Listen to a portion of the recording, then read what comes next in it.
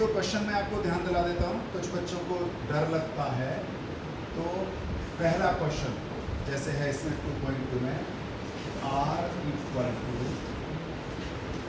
X y such that 3x minus y equal to 0 where x and y belongs to a, और a दे रखा है 1 2 3 up to 14, और पूछा है क्वेश्चन में write down domain, codomain and range.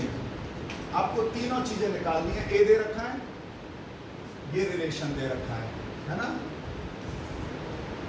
कौन बता सकता है कि इसमें हम क्या करें जिससे कि डोमेन, कोडोमेन और रेंज हमें पता लग जाए। सबसे पहले क्या करना चाहिए? सबसे पहले रेंज के अगर मेरी भाषा में समझो तो x और y बिल्कुल आप ठीक कह रहे हो, वैल्यू डाल करके पेयर बना लेना है ना। रिलेशन के पेयर, ध्यान करना कार्टेशियन प्रोडक्ट कितने होंगे इसके, मल्टीप्लाई मत करो, बता दो कैसे पता करेंगे। 14 इंटू 14, टोटल कार्टेशियन प्रोडक्ट के एलिमेंट होंगे 14 इंटू, और रिलेशन कितने होंगे टोटल 2:14 इंटू 14, ध्यान है ना, mn करते हैं। लेकिन जब हमें रिलेशन की कंडीशन, वो तो टोटल पॉसिबल रिलेशन है, लेकिन हमें अब रिलेशन अगर ये दे रखा है तो इस रिलेशन के हिसाब से यानी कंडीशन दे रखी है ये वाली, तो हम यहाँ से वैल्यू रखते जाएं और दूसरा पेयर निकालें, ठीक है। 3x इक्वल टू y है ना।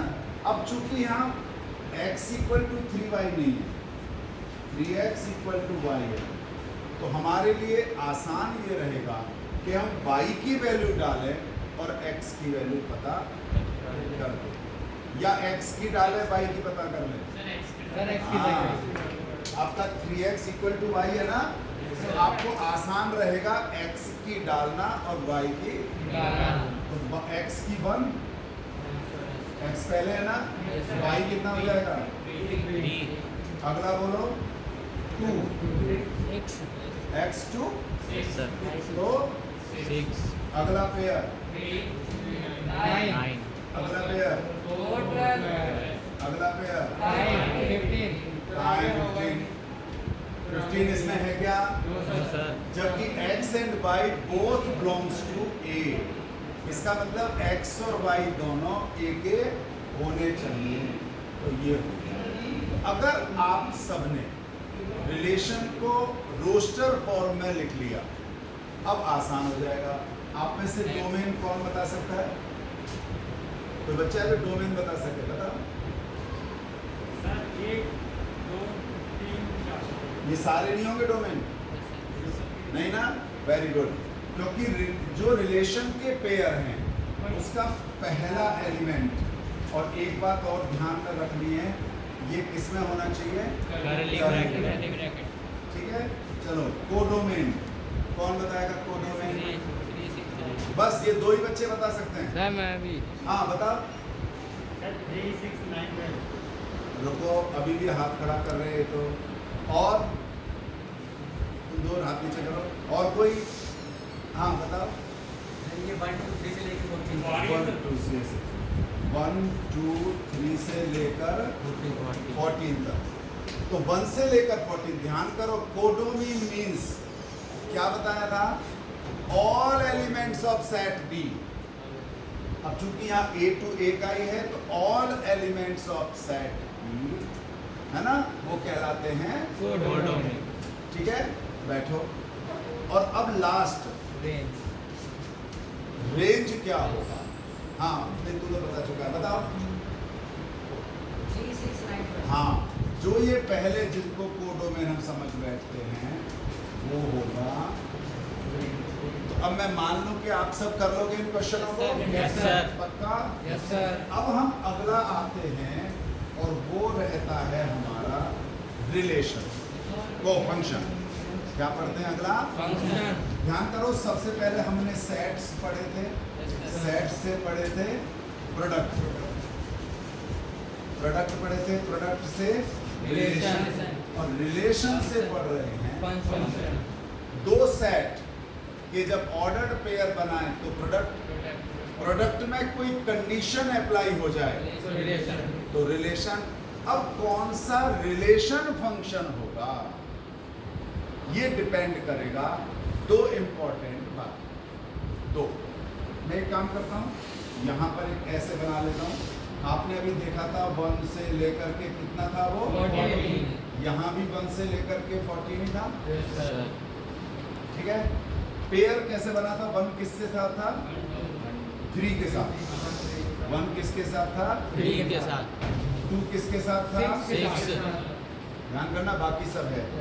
3 किसके साथ था 4 किसके साथ था, लेकिन इसमें और भी तो है ना, सर 14 तक है। और कोई पेयर था क्या, नो सर नहीं।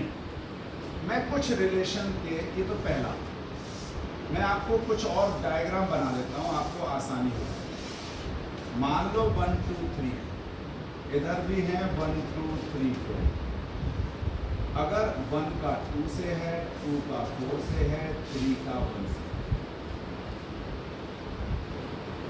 ठीक है। यहाँ तक कोई दिक्कत, एक और बना देता हूँ 1 2 3, और यहाँ भी लिख देता हूँ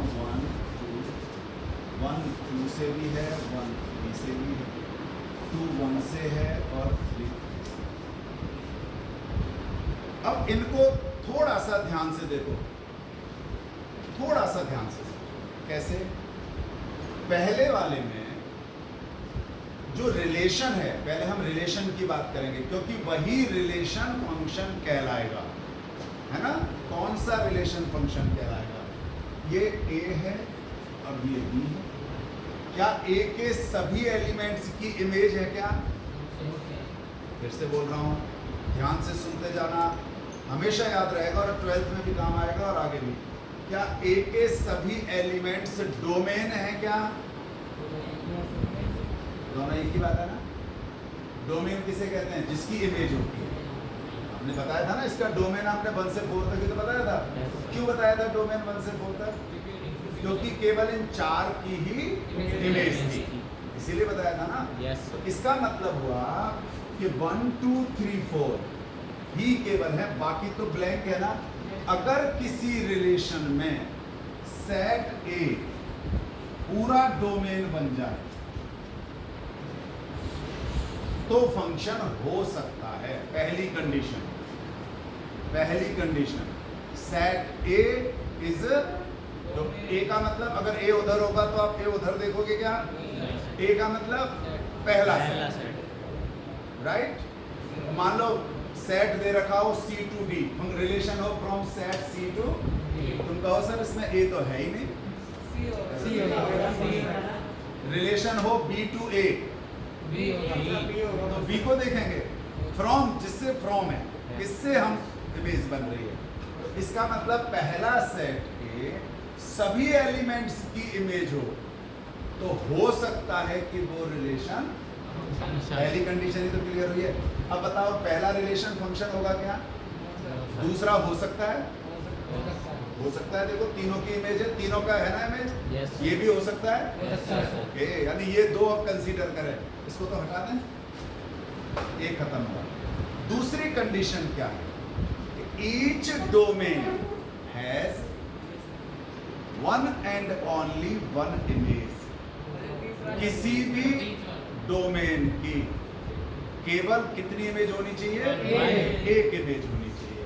तो जरा देखो 1 की कितनी इमेज है, कौन कौन सी, 2 3 यानी अगर हम पेयर देखें तो 1 2 भी बन रहा है, तो 1 के साथ 2 इमेज हो गई ना। यस सर अगर ऐसा हो गया तो वह रिलेशन फंक्शन नहीं होगा, पूरा सेंटेंस होगा। रिलेशन तो है लेकिन ये रिलेशन फंक्शन नहीं ठीक हो गया। यस इसमें चेक कर ले, इसमें देखो 1 का 2 है, 2 का 4। अच्छा एक और बना देता हूँ, एक और बनाता हूँ, A B 1 2 3 1 2 3, 1 का 2 है, 2 का भी 2 है और 3 का भी 2 है। अब ये होगा कि नहीं होगा? सर होगा ये। होगा। क्यों होगा? क्योंकि हमारे साथ केवल दो कंडीशन है। पहली ए डोमेन है, Yes, sir. यानी ए के सारे एलिमेंट्स की इमेज है। Yes, sir. दूसरा ईच डोमेन है Only one. Unique image. इसको अगर हम और सिंपल भाषा में कहें तो यूनिक, यानी वन एंड ओनली। तो इसका मतलब ये रिलेशन कैसा रिलेशन हो जाएगा? ये रिलेशन कैसा फंक्शन, ये रिलेशन क्या हो जाएगा? Relation function. हो जाएगा। कॉल आ रही है। ध्यान आ गया?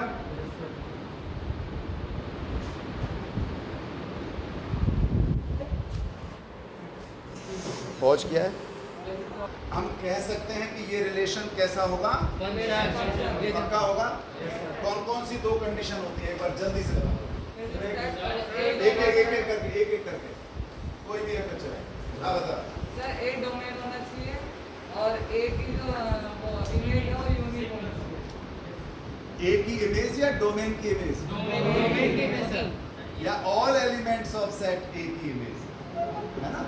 ये तो सेट है ना, एलिमेंट की इमेज। इमेज किसकी होती है? एलिमेंट की। एलिमेंट की। तो यहाँ तक मुझे लग रहा है किसी को कोई प्रॉब्लम नहीं है। और जैसे हमने डोमेन, कोडोमेन और रेंज हमने देखा था रिलेशन में, ऐसे ही फंक्शन से भी पता कर सकते हो। भाई फंक्शन के पेयर बनेंगे, फंक्शन के पेयर बनेंगे तो वही तरीका डोमेन, कोडोमेन और रेंज निकालने का सबका हो जाएगा। Yes, sir. अब इसके बाद छोटी सी चीज और रह गई है, और वो है टाइप्स ऑफ फंक्शन। नहीं, अब फंक्शन के टाइप रह गए ना, टाइप्स ऑफ फंक्शन। इस टाइप्स ऑफ फंक्शन में दो चार मैं बताता हूं आपको, बाकी फिर आप प्रैक्टिस कर लेना, है ना? देखो फंक्शन की कंडीशन को नहीं भूलना। सबसे पहले फंक्शन की कंडीशन क्या है वो सब याद रखोगे। तो सबसे पहली टाइप आती है आइडेंटिटी। बोलो आइडेंटिटी फंक्शन। कौन सी आती है? आइडेंटिटी का मतलब है one related to one, two related to two. यानी आपने जो यहाँ पढ़ा था 1 2 3, यहाँ भी मान लो है, तो 1 की इमेज क्या होनी चाहिए? 2 की क्या होनी चाहिए? 3 की। अगर 1 की 2 हो गई तो आइडेंटिटी रही क्या? नहीं सर। आप लोगों ने 10th में ग्राफ बनाया ना? Yes, sir. ग्राफ में जब हम टेबल बनाते थे, ध्यान है ग्राफ का टेबल 10th का? Yes, sir. x की 1 है तो y की भी वन। तो 1 1 2 2 या -1 -1 -2 -2, इसका ग्राफ कैसे बनेगा? किसी को पता है? 0 0 यहाँ x और y 1 1 है तो यहाँ 2 2 ये 3 3 ये, यानी ओरिजिन से निकलता हुआ अगर इस तरह से ग्राफ बन जाए तब आप कहोगे कि वो कैसा फंक्शन होगा? आइडेंटिटी। नेक्स्ट है कांस्टेंट फंक्शन। कौन सा फंक्शन?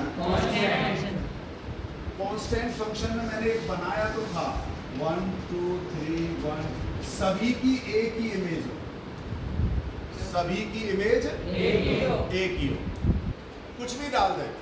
यानी अगर मैं फंक्शन में बात करूं तो f(x = 5), अब x की वैल्यू 1 डालेंगे तो क्या आएगी?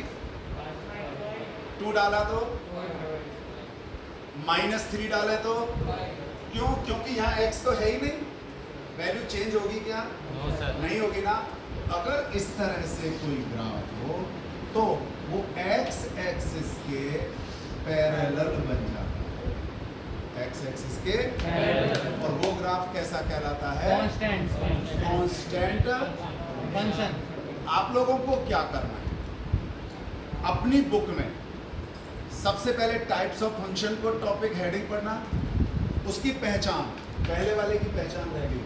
पहले वाले में f(x = x), अब देखो x 1 डालें तो 1, 2 डाला तो 2, तो f(x = x), ऐसे ही f(x = k), लेकिन मैंने 5 लिख लिया है यहाँ कांस्टेंट।